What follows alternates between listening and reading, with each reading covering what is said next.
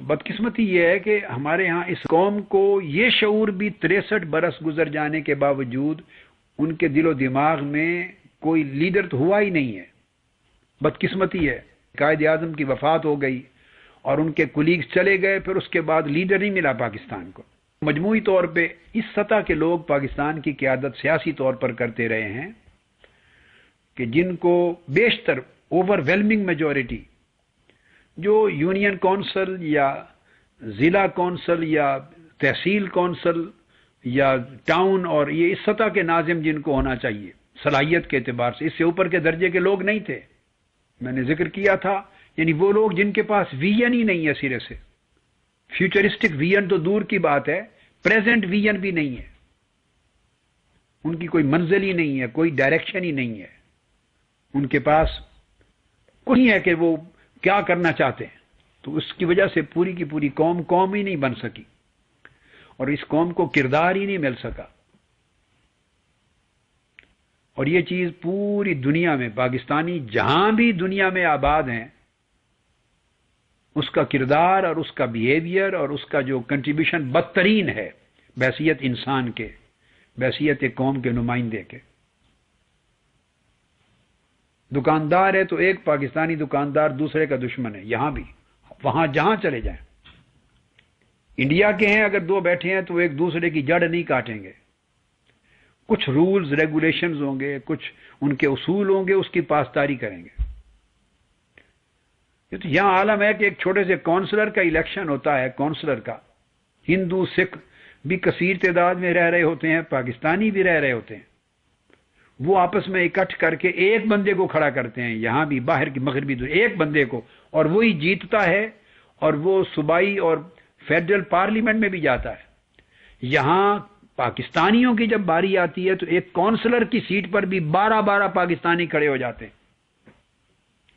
آپ اندازہ کر لیں کتنا تشدد اور افتراق ہے، کتنی نفسا نفسی ہے، کتنی بے کرداری ہے، کتنی تباہی ہے احوال کی. ایک کونسلر کی سیٹ پہ 12 پاکستانی کھڑے ہو جاتے، 50 60 70 80 100 ووٹ لے کے سارے ذلیلوں کے گھر آ جاتے، اور دوسری قومیتوں کے لوگ جیت جاتے ہیں. وہ مل کے ایک آدمی کو آگے کر دیتے ہیں. پھر کوئی آدمی الیکٹ ہوتا ہے پاکستانی تو وہ یہاں بھی پارٹی بدل لیتا ہے. دوسرے کسی نے کبھی پارٹی نہیں بدلی، یہاں بھی بدل لیتے ہیں. پاکستانی ایک الیکٹ ہو گیا تو وہ پارٹی اپوزیشن چھوڑ کے تو رولنگ پارٹی میں چلا گیا، پارٹی چھوڑ دی.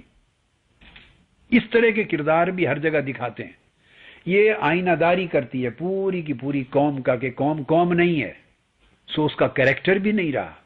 اور یہ کریکٹر کہاں سے آتا ہے؟ یہ لیڈر سے، ٹرانسفارمیشن کا ایک پروسیس اوپر سے آتا ہے. جب لیڈرشپ نہ ہو کسی قوم کی تو پھر وہ اس قوم کو بھی کوئی کردار نہیں ملتا. اوپر جب بے کردار آدمی ہو تو پھر نیچے کس کو کردار ملے گا؟ اوپر کرپٹ ہو تو نیچے بھی ساری کرپشن ہوگی. اوپر دیانتدار آ جائیں تو نیچے دیانت اپنے آپ نیچرل پروسیس میں ٹریول کرنے لگ جاتی. تو یہی حال میں نے آپ کو بتایا کنزرویٹزم ہے کہ پوری قوم چھوٹی چھوٹی اکائیوں میں تقسیم ہو رہی ہے، اور یہ ہوتے ہوتے پھر اس انجام تک جا پہنچتی ہے یہ تنگ نظری کہ پھر ہر بندہ صرف اپنی ذات کا سوچنے لگ جاتا ہے. جماعت کا بھی نہیں سوچتا، خاندان کا بھی نہیں سوچتا، سوسائٹی کا، اجتماعیت کا سوچنا تو دور کی بات ہے. اس کو نفسا نفسی کہتے ہیں جو قیامت کا منظر ہوگا.